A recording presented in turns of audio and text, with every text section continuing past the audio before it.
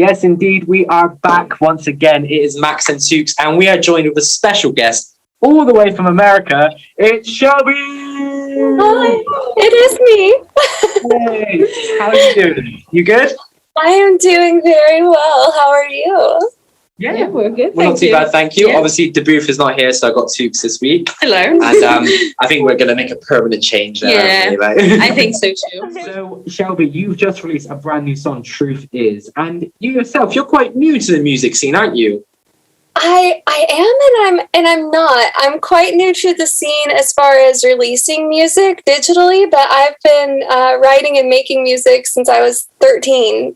So 12 years, I guess. So, but I've only been releasing music for a year, so. So what caused you to go from just making music to releasing music? Was there like a particular reason or? Yeah, so it was really just a shift in genres. I grew up in a very small town in the South, and so I grew up as a country artist, and I was very inspired by like Johnny Cash, Garth Brooks. Oddly enough, though she's not country, Tracy Chapman, very storytelling writers. And then in the past year or two, I just sort of started venturing into pop music and R&B and hip hop, and I've sort of found the confidence to release that music that I never had with the acoustic music I made in my room, if that makes sense. So, do you have much performing experience then? Because you know, with country, and there's a lot of performance scenes. Have you performed a lot? Yes. So I think from the time I was probably 16 until 23, I performed in a lot of bars and a lot of restaurants and just, little corner coffee shops. So I have a lot of experience performing that. I've never performed pop music, so that will be interesting when we get around to it. Different element, replacing a guitar with a backing track. Yeah. Yeah, I'm terrified. But I think it'll be fun. Do you have any plans to perform in the next couple of months? I'm looking forward to planning it. With the climate right now, as far as the pandemic, I'm very hesitant to start making plans as of now, but I'm looking forward to planning for the future and just getting the first one out of the way, I think, is the biggest thing. I might be procrastinating. Well, I did actually want to mention one thing, because you obviously quite new to releasing music in the last year. Yeah. But the 4 songs you released are pulling in numbers. Amazing numbers. That people normally wait years to achieve. Yeah. I mean, I'm seeing 124,000, 217, 129, 71. How does it feel to get this success so quickly? Gosh, it feels incredible. And I think a lot of it is to do with the fact that, like I said, I think I always loved making music, but I finally found my niche that I feel very confident in and very passionate about. And I think that translates in the music.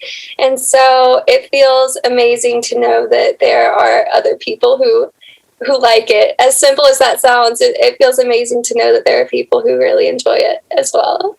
How did you find learning to market your music for the first time? Was that a challenge, or was it something kind quite naturally? Oh gosh. So as far as marketing my music and looking for an audience, when I first got into pop music, I would say embarrassingly extensive research on the artists who inspired me, like The Weeknd and Ariana Grande and people I did embarrassingly extensive research. And so when I started looking to build my aesthetic and build my audience, I sort of wanted to cater to their audiences. And I found that that's been very helpful.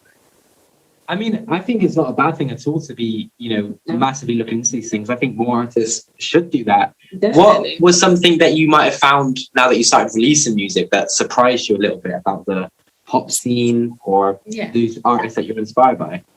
I think just that when I started making pop music, I thought that it had to be very, very crisp and very clean and very perfect and very bubblegum, or no one would like it. And about halfway through making these 4 songs, it was originally going to be an EP, including my next song I'm going to release, and that changed.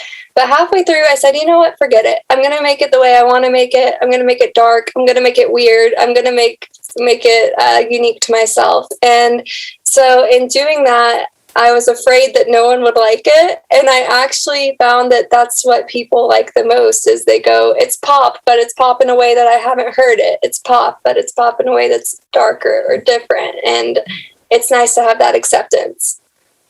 Great. Can you tell us about your next release? Yeah, absolutely. So later this month in late September, I'm going to be releasing Honeymoon, which is the final single on what would have been, it was going to be the Man Eater EP, which is why all of these singles are kind of cohesive. But as I started releasing, I kind of found that I liked being able to focus on one at a time. And so it's turned into that over time. But I'm very excited. Did you sort of make all these songs in the same creative space if they were intended for a project, or were they just? Yes. Yeah. So I work with a producer. His name's Andrew Thurston. He's a close friend as well, and he lives in Colorado. So while I was living out there with some family members, he and I worked together in one studio, and we cooked up this entire thing together. And he's absolutely a genius. He's wonderful. And he really helped me create the atmosphere for this project and help keep it very cohesive. So all 4 of these songs were created in a pretty short amount of time in one space. And I kind of like that. Have you made any new tracks recently that have got a different vibe? Are we going to see Shelby or rock? No. Yeah, absolutely. So especially since I started dating Jordan, who's been on the show previously, Jay Griff, the man, the myth, the legend. He's really pushed me to explore genres I never thought of before. So I've been working on some punk tracks. I've been working on I've always had some hip hop influence, but some much more hip hop sounding tracks than I ever thought I would be on. And my next project that I've recently started working on is actually very R&B focused, kind of like 90s R&B. So I'm excited for that. That's very cool. Yeah, I'm excited to see what I got coming up. In terms of the song Truth Is, can you give us a little bit of background into the creation of that, the sort of thoughts behind it? Yeah, absolutely. So, I mentioned earlier that The Weeknd was a big inspiration, and the entire Maneater EP actually was kind of derived from his song Heartless on his most recent album. And what I liked about it was he was kind of saying, I'm terrible at relationships and I'm not sorry. And this is everything I'm terrible at and I'm not sorry. And I think that's one thing that when you listen to a lot of music that's out now, you listen to people saying how they've been burned by their partners, they've been cheated on, they've been hurt. And I look in my past and I go, well, unintentionally, I've hurt a lot of people too. So the inspiration behind Truth Is was kind of just saying, I've hurt people when I was single. I've hurt people when I was lonely. I've hurt people out of, insecurity. And that's kind of where the inspiration came from and the message behind it. It's like it is me sort of track. Yeah. That type of thing. Yeah. How did your relationship with Jay Griff affect or influence the song that you guys made together?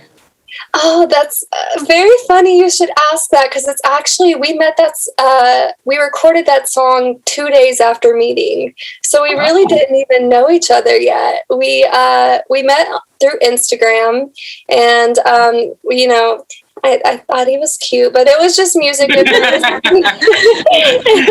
he was like, I'm about to do a music video. You should fly out. You should be in it. It was for the song Sorry Not Sorry. And while you're here, we should record a track. And so I said, I've got nothing to do next week. I'll fly out. So I flew out.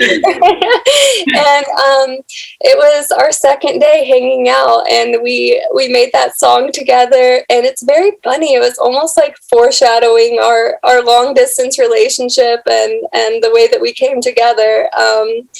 But yeah, we wrote that song when we really didn't know each other at all. I mean, you would have thought that from listening to the song, to be honest. You would have thought you made it while you guys fully together. Yeah. Give me a little bit of thoughts. Maneater, what was the thoughts behind that, the creation, the process? Oh gosh, Maneater. Okay, have you ever seen the movie Jennifer's Body with Megan Fox? Or are you familiar with Yeah, I know. I've got like a memory. It's on the tip of my brain. I think I know what you're on about exactly. Yeah.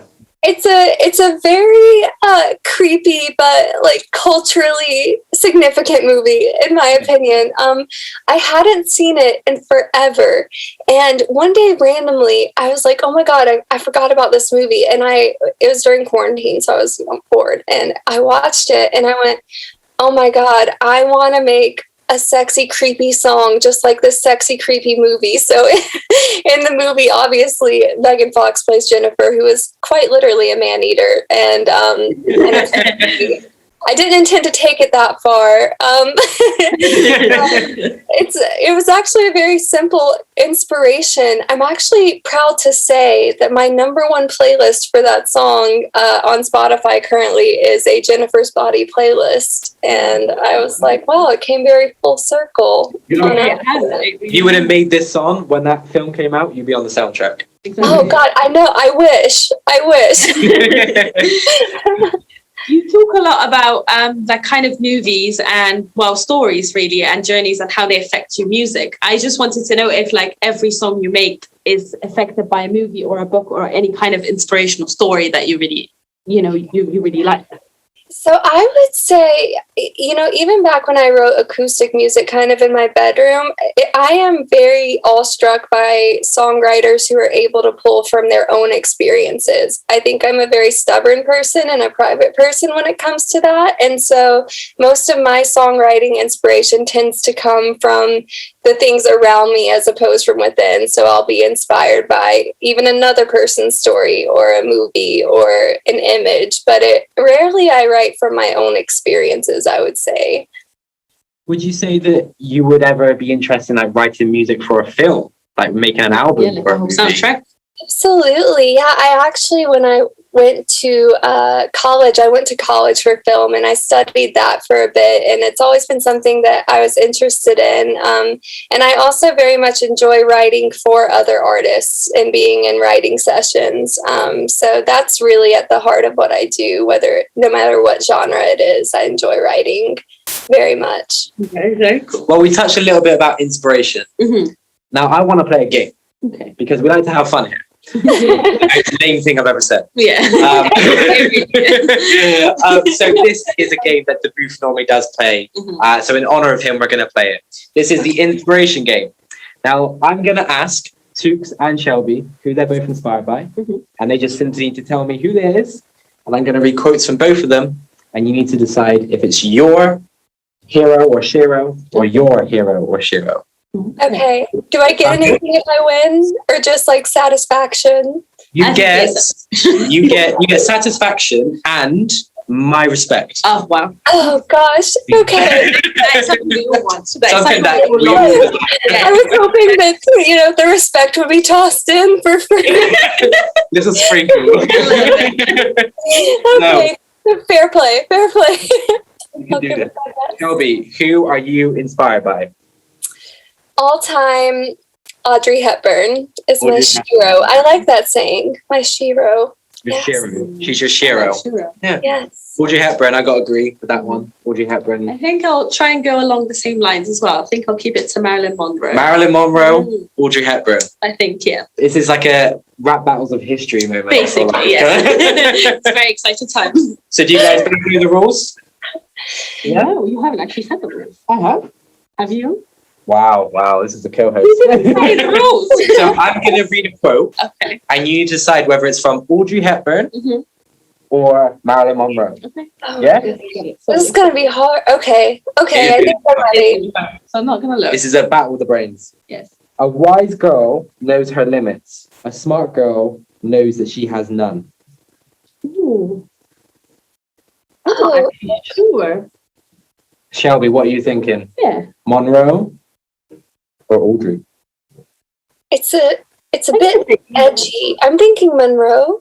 It feels a bit edgier than Audrey, but I could not know my shiro. I don't know. Yeah, I'm gonna say Marilyn Monroe. I think. I know that you coined Shiro. Yeah, I like that. I love it. Audrey? I'm going to say Audrey. Actually, I don't know why. I have this feeling that I've seen this somewhere before. Well, this one goes over to the States because it was Marilyn Monroe. Well done. Okay. Next one. Okay. Both ready? Yes. Nothing is impossible. The word itself says, I'm possible. Audrey Hepburn. Audrey Hepburn? That was quick. Yes. What are you saying? I'm definitely going to go with Audrey. You're gonna I'm definitely going to go. I like your style. I'm not going to let myself be. Yeah, that was Hepburn. That's 2 for Shelby. 2-1. Yes. Get back. We got Yes. enough. Okay. Okay. You guys ready? Yeah. I feel so on edge and I don't know what. it really isn't. Don't worry. I know, but it gets. Oh. That's the point of the game. That's why you earned respect. Keep smiling, because life is a beautiful thing, and there's so much to smile about. That's Marilyn Monroe. Marilyn Monroe. Yeah. What are you saying, Shelby? Audrey? Is it? I don't know. I truly don't know on this one, but I'm going to say it's Audrey just because she said Monroe, and I feel like we should have a point divided somewhere. I think, yeah. I like the.